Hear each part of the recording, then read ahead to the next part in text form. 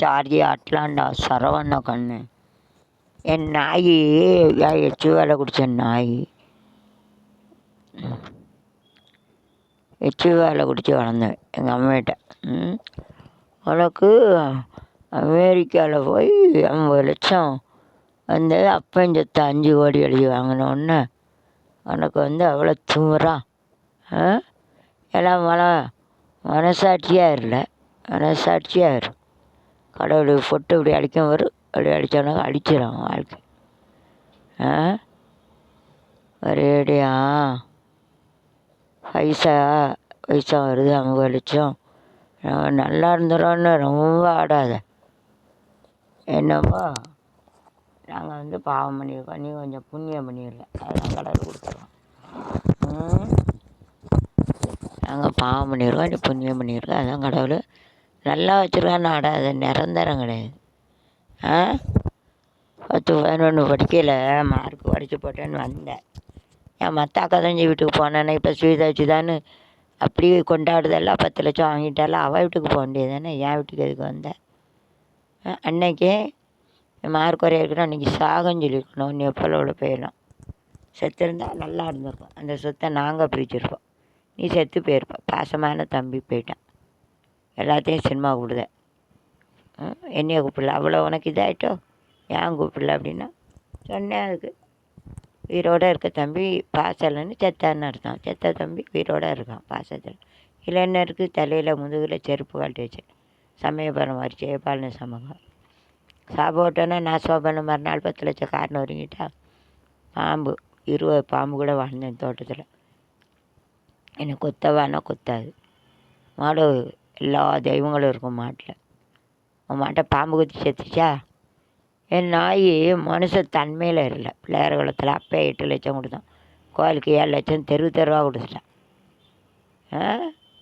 அதே போல் நீ கோயில் கடைக்கு 10,000 எழுத, தண்டலனைக்கு டான்ஸ் ஆடுறவங்களுக்கெல்லாம் கொடுக்க 50,000, கல்யாணம் பண்ணுறதுக்கு 1 லட்சம் கொடு. அது நம்ம ஊர் தான். அவன் ஏழைப்பட்ட பிள்ளைகள் புண்ணியம் சேரட்டும்.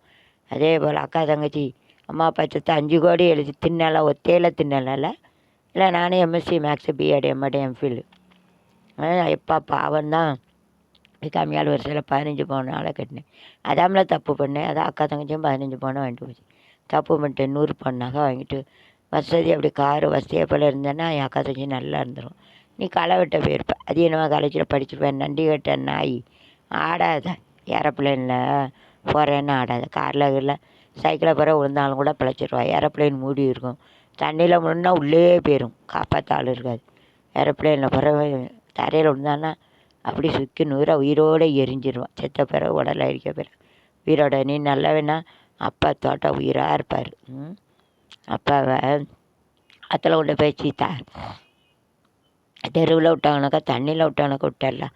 ஒரு சாம்பலை இந்த வடக்கோர ஒரு வாரத்தில் பறித்தாலும் கூட பத்தி சுடம் சேர்த்திய வச்சு நம்ம இப்போ சாமி கும்பிடலாம். அந்த இது இல்லை பணத்துமுறு உனக்கு.